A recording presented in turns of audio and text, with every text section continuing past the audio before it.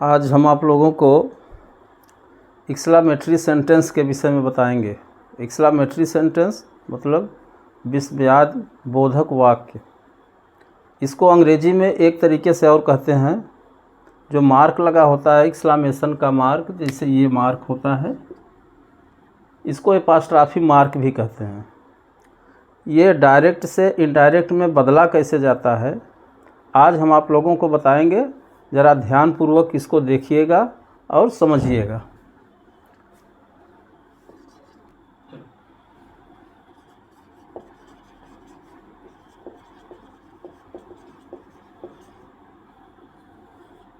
देखिए, इसमें मनुष्य की भावनाओं में या हृदय की जो भावनाएं होती हैं वो व्यक्त किया जाता है। इसमें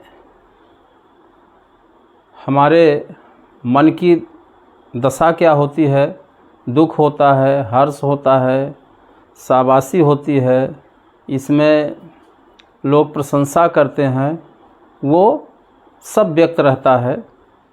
एक बात का इसमें सबसे ज़्यादा ध्यान रखना होगा कि जैसे एलास लगा है तो दुख प्रकट हो रहा है, ब्रावो लगा है तो प्रशंसा कर रहा है, हुर्राह लगा है तो वो आपको प्रसन्नता व्यक्त करता है। इस तरीके से जब ये उपवाक्य या उपशब्द जुड़े रहें तभी तो आप कुछ आगे जोड़ेंगे, अगर नहीं है तो सीधे सीधे जोड़ना है। सबसे पहले आप एक वाक्य देख लीजिए।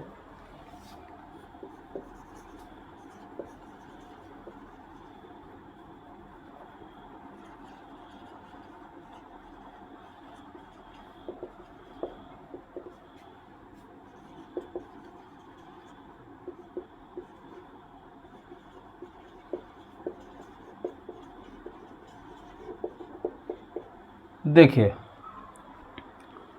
The old woman said, alas I can not walk.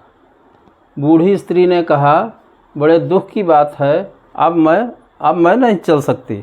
Last में चाहे तो नाव लगा दीजिए। देखिए, अगर आपको एक्सक्लेमेटरी सेंटेंस आ जाए तो सबसे पहले आपको क्या करना है, रिपोर्टिंग वर्ब को कन्वर्ट करना है, चेंज करना है। यदि यहाँ कुछ लगा है तब तो ठीक है, नहीं लगा है तो सीधे सीधे ये वाक्य हुआ, द ओल्ड वुमन एक्सक्लेम्ड में बदलना है। एक्सक्लेम्ड में बदलना है। अगर यहाँ कुछ दिया गया है तब इसके बाद कुछ जुड़ेगा, अगर कुछ नहीं दिया गया है तो डायरेक्ट तब कंजक्शन दैट आ जाएगा। अब इसमें एलास जुड़ा हुआ है तो विथ सारो, इसके बाद कंजक्शन दैट का प्रयोग होगा। अब इधर देखिए, ये है रिपोर्टेड स्पीच पूरा। आई फर्स्ट पर्सन है, फर्स्ट पर्सन सब्जेक्ट के अनुसार बदलता है, सेकंड पर्सन ऑब्जेक्ट के अनुसार बदलता है, थर्ड पर्सन किसी के अनुसार नहीं बदलता। तो ये फर्स्ट पर्सन है तो सब्जेक्ट के अनुसार बदलेगा, रिपोर्टिंग वर्ब के। रिपोर्टिंग वर्ब का सब्जेक्ट है द ओल्ड वुमन, मतलब ये प्रोनाउन है, ये नाउन है।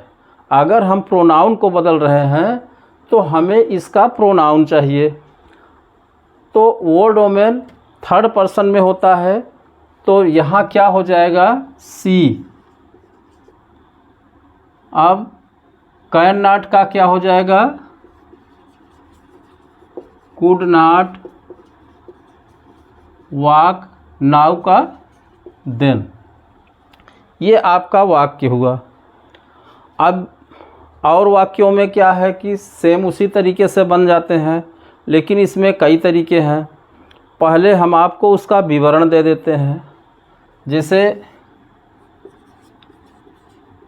ब्रावो लगा है तो इसको किस में बदलना है, विथ प्रेज। इसमें हुर्राह लगा है किस में बदलना है? With Joy. और भी कई तरीके के होते हैं, लेकिन ज़्यादातर आपको ब्रावो और हुर्रा, एलास, यही सब मिल जाएंगे। अब इसको आपस में जोड़ने के लिए कंजक्शन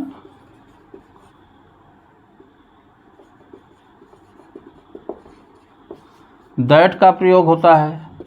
शेष तो जो नियम है वही नियम है, दूसरा कोई अतिरिक्त नियम नहीं है। कंजक्शन दैट, अगर हुर्रा लगा है तो विथ जॉय, ब्रावो लगा है तो विथ प्रेज, एलास लगा है तो विथ सारो। अगर यहाँ पर ये सब नहीं है तो डायरेक्ट आपको एक्सक्लेम्ड के बाद दैट का प्रयोग कर देना है, ये इसके चक्कर में नहीं पड़ना है। जैसे उदाहरण स्वरूप हम आपको बताते हैं,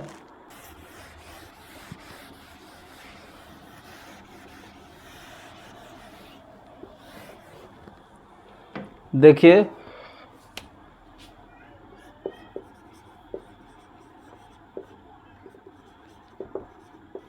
the captain said Bravo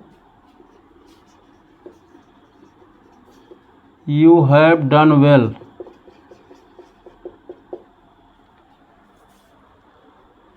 the captain said Bravo you have done well. अब इसको हमें बदलना है। यहाँ ब्रावो है, इसका मतलब है कि ये कह रहा है शाबाश, ब्रावो मतलब शाबाश। तो इसको क्या कर दीजिए कि एक्सक्लेम्ड में तो बदलेगा ही,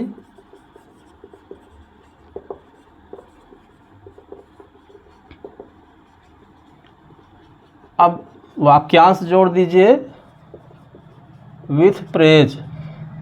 इसके बाद कंजक्शन दैट का प्रयोग कीजिए। अब यू सेकेंड पर्सन है, ऑब्जेक्ट के अनुसार बदलेगा, ऑब्जेक्ट नहीं है। एक बात का ध्यान रखिएगा कि जब ऑब्जेक्ट नहीं रहता तो वहाँ पर थर्ड पर्सन मान लिया जाता है, या कभी कभी ऐसा होता है कि वहाँ फर्स्ट पर्सन भी आ सकता है।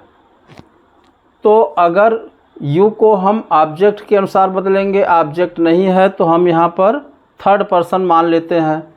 थर्ड पर्सन में ही, सी, इट, दे, हम एक वचन अगर मानेंगे तो हिम आएगा, हिम आएगा, हिम का करता ही, हैव का हैड, बाकी उतर जाएगा। ये हुआ। इसी तरीके से जब हमारे मन के अंदर अगर कोई प्रसन्नता है, आश्चर्य है, दुख है, हर्ष है, ये सब आते हैं तो हम इनको बदलते हैं। इसमें प्रायः एक चीज़ आप लोगों ने और देखा होगा कि व्हाट और हाउ ये भी आते हैं। कभी कभी वाक्य हाउ से भी शुरू रहता है, कभी कभी वाक्य व्हाट से भी शुरू रहता है। तो यदि हाउ आ जाए, व्हाट आ जाए, तो इनको क्या करना है कि वेरी में बदल देना है। व्हाट को और हाउ को हमें वेरी में बदल देना है। कहीं कहीं इनका अर्थ ग्रेट में भी आता है, तो दोनों का अर्थ लगभग एक समान होता है। तो एक उस तरीके का वाक्य हम आपको समझा देते हैं, थोड़ा ध्यानपूर्वक देखिएगा।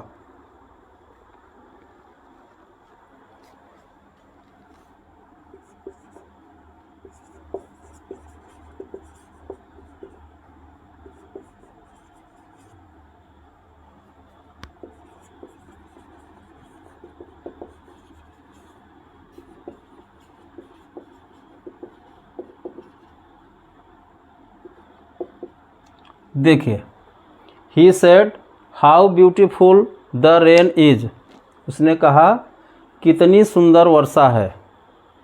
तो इसमें तो एक चीज़ और है कि आश्चर्य भी प्रकट होता है, मन में प्रसन्नता भी होती है, लेकिन ये सब पर नहीं, सीधे सीधे हम क्या करेंगे, अगर ये एक्सक्लेमेटरी सेंटेंस का है तो हम सेड को किस में बदल देंगे, एक्सक्लेम्ड में। ही exclaimed that। अब यहाँ ये हाउ से शुरू है। एक बात का ध्यान रखिएगा, हाउ हो, व्हाट हो, व्हेन हो, वेयर हो, हुज हो, हुम हो, मतलब ये जितने भी रिलेटिव प्रोनाउन और रिलेटिव एडवर्ब के शब्द होते हैं, जब इनके बाद सहायक क्रिया का प्रयोग होता है तब यह प्रश्न पूछने का कार्य करते हैं, और जब इनके बाद कर्ता का प्रयोग होता है तब ये कंजक्शन बनते हैं। लेकिन यहाँ तो हमको इसको बदलना है। अभी हमने बताया कि यदि व्हाट आ जाए अथवा हाउ आ जाए तो उसको वेरी में बदल दिया जाता है। तो सबसे पहले क्या करेंगे, हम इसका कर्ता ढूंढेंगे। इसका कर्ता क्या होगा, the rain.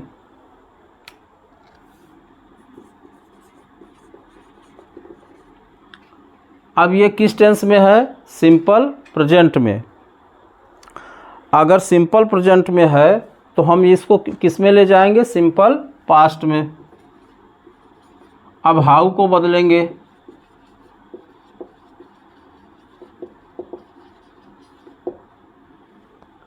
He exclaimed that the rain was very beautiful.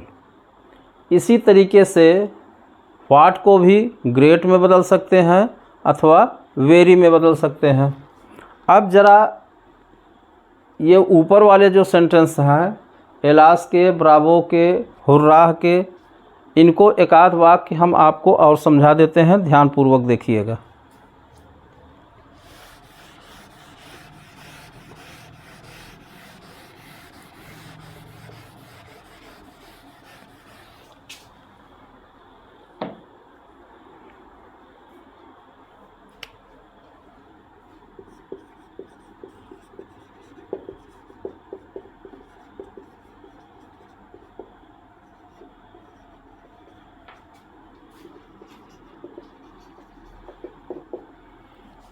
He said, Alas, I am ruined।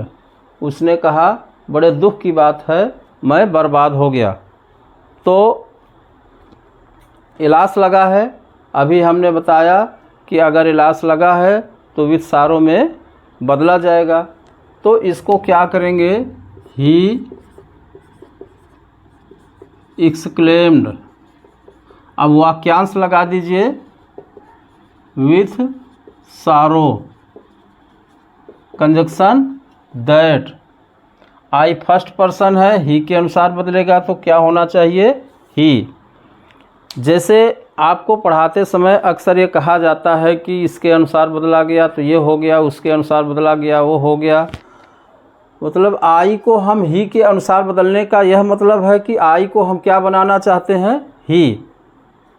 आई को हम ही बनाना चाहते हैं। ये पढ़ाते वक्त आपको कह दिया जाता है कि आई को हम कर्ता के अनुसार या कर्म के अनुसार या ही के अनुसार या हिज के अनुसार, इसके अनुसार बदल रहे हैं। लेकिन होता यही है कि जैसे जिस चीज़ को हम जिस चीज़ के अनुसार बदलते हैं, इसका मतलब है कि आई को हम क्या बनाना चाहते हैं, ही बनाना चाहते हैं। तो जब हम आई को ही बनाना चाहते हैं, ये भी करता है, ये भी करता है, ये भी प्रोनाउन है, ये भी प्रोनाउन है। अगर एक नाउन रहता है, एक प्रोनाउन रहता है, तो उसमें ये होता है कि अगर नाउन है तो हमको उसका प्रोनाउन ढूंढना पड़ता है। अगर दोनों ही प्रोनाउन है तो हमको उससे कोई समस्या नहीं होनी चाहिए। अगर हम इसको इसके अनुसार बदलेंगे तो यहाँ ही हो जाएगा। अब हम यह देखेंगे कि ये है किस टेंस में, ये है सिंपल प्रेजेंट में।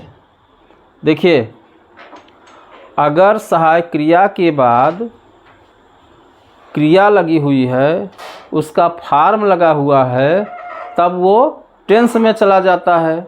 अगर कोई फॉर्म नहीं लगा है तो वो simple present, simple past, simple future, इस तरीके के वाक्य बनते हैं। अब यहाँ लिखा है कि I am ruined. I am के बाद क्रिया लगी है, क्रिया में थर्ड फॉर्म लगा हुआ है, तब हम ये देखेंगे कि ये सिंपल प्रेजेंट में है। जब सिंपल प्रेजेंट में है तो ये सिंपल पास्ट में जाएगा। सिंपल पास्ट में ही के साथ वाज, इसके बाद रूइंड। ये आपका वाक्य बन गया। ये वास्तव में एक्सक्लेमेटरी सेंटेंस होता बहुत सरल है, केवल हमारे और आपके समझने में थोड़ा सा फ़र्क है। करना कुछ नहीं है, केवल एक बात का ध्यान देना है कि अगर यहाँ वाक्यांश लगा हुआ है तब आपको इनडायरेक्ट में वाक्यांश जोड़ना है। अगर यहाँ किसी चीज़ का प्रयोग नहीं है तो हमको वाक्यांश न जोड़ करके एक्सक्लेम्ड के बाद डायरेक्ट दैट लगा देना है। एक वाक्य हम लिख करके आप लोगों को समझा देते हैं।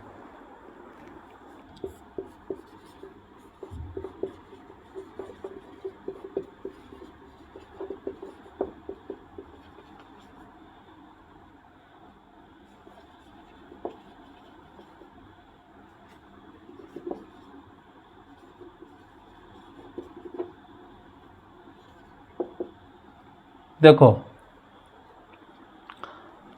वैसे तो ये सिंपल में चला जाएगा। The student said my friend is dead.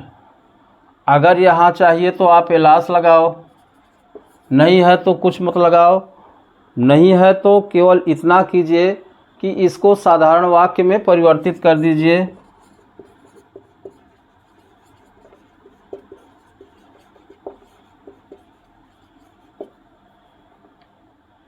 My first person है, स्टूडेंट के अनुसार बदलेगा हिज फ्रेंड वाज डेड। ये तो साधारण वाक्य में चला गया। हम आपको एक एक्सक्लेमेटरी का सेंटेंस लिख करके समझा देते हैं।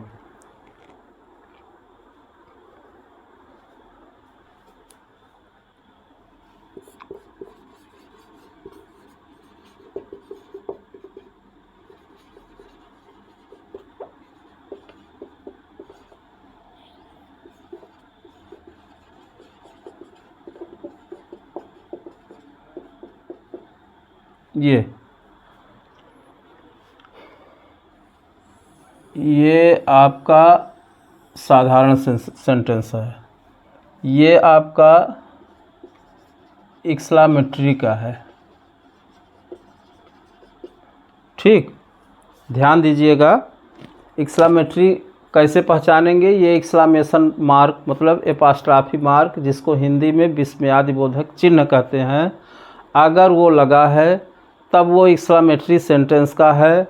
अगर वो नहीं लगा है तब वो साधारण सेंटेंस का है। अब दे सेड के बाद व्हाट का यूज हुआ है तो इसको हम क्या करेंगे? दे एक्सक्लेम्ड। अब कोई वाक्यांश नहीं है तो कंजक्शन दैट का प्रयोग कर दें। अब इसमें हम क्या करेंगे कि इसका कर्ता ढूंढेंगे। इसका कर्ता क्या होना चाहिए? ईट। ईट इज का वाज ए। अब व्हाट को बदलेंगे। अभी हमने बताया था कि व्हाट आ जाए, हाउ आ जाए तो उसको वेरी में बदल दिया जाता है।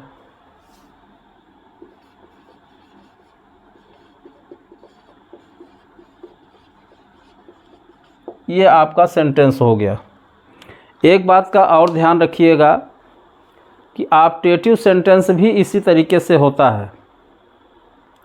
दोनों में फ़र्क यह है, इसमें हृदय की भावनाओं को व्यक्त किया जाता है, उसका वर्णन रहता है, और उसमें ऑप्टेटिव में जैसे आशीर्वाद देना हुआ, अभिशाप देना हुआ, किसी को विश करना हुआ, ये सब व्यक्त होता है। उसको हम किसी दिन किसी दूसरे वीडियो में आप लोगों को एक संक्षिप्त वीडियो बना करके समझा देंगे।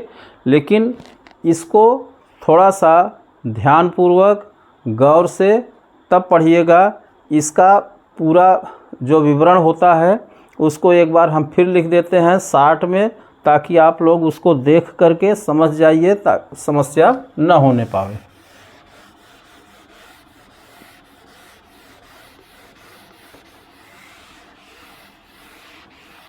देखिए, एक्सक्लेमेटरी सेंटेंस में हमको करना क्या है कि सेड हो या सेड टू हो, बदलना किस में है? एक्सक्लेम्ड में। EXCLAIMED एक्सक्लेम्ड में। अब यदि एलास आ गया रिपोर्टेड स्पीच में तो उसको हमें विथ सारो में बदलना है। हुर्राह आ गया उसको विथ जॉय में। ब्रावो आ गया उसको विथ प्रेज में बदलना है। ये आपका हो गया। फिर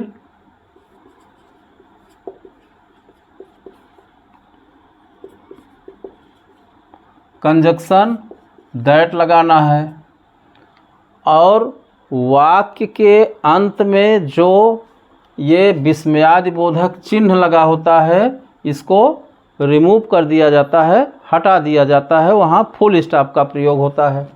ये इतने छोटे से नियम हैं। अब अगर वो चाहिए तो आपको एक बात का ध्यान रखना होगा। ये छोटा सा संक्षिप्त रूप है, हम आपको बता देते हैं। रिपोर्टेड स्पीच का कर्ता यदि फर्स्ट पर्सन में है तो सब्जेक्ट के अनुसार, सेकंड पर्सन में है तो ऑब्जेक्ट के अनुसार, थर्ड पर्सन में है नो चेंज। मतलब रिपोर्टेड स्पीच का कर्ता यदि फर्स्ट पर्सन में है तो वह रिपोर्टिंग वर्ब के सब्जेक्ट के अनुसार बदलेगा, सेकंड पर्सन में है तो ऑब्जेक्ट के अनुसार बदलेगा, थर्ड पर्सन में है तो नहीं बदलेगा। जो रहता है ही, सी, इट, दे या नाम वही उतर जाता है। बाकी टेंस का परिवर्तन तो आप लोगों को इसके पहले वाले वीडियो में बताया जा चुका है। अब इसमें केवल यही इतना बताना है। दूसरा,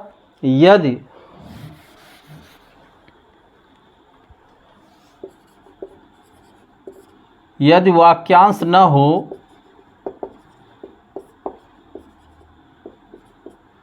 तो एक्सक्लेम्ड के बाद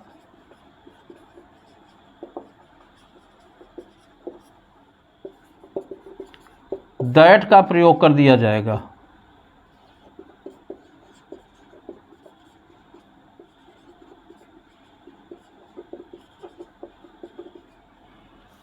मतलब अगर ये लगे हुए हैं तभी ये आएंगे, अगर ये नहीं लगे हुए हैं तो ये नहीं आएंगे। दूसरा,